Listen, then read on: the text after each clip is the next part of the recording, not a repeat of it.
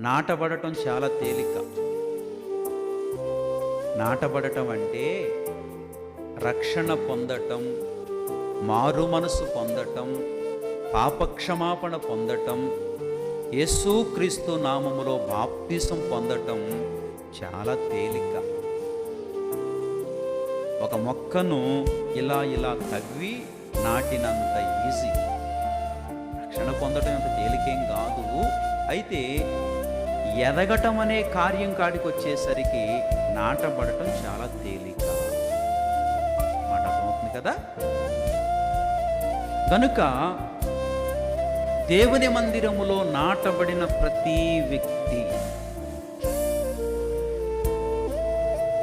దేవుని మందిరములో ఉన్న ప్రతి వ్యక్తి, రక్షణ పొందిన ప్రతి వ్యక్తి, మారు మనస్సు పొందిన ప్రతి వ్యక్తి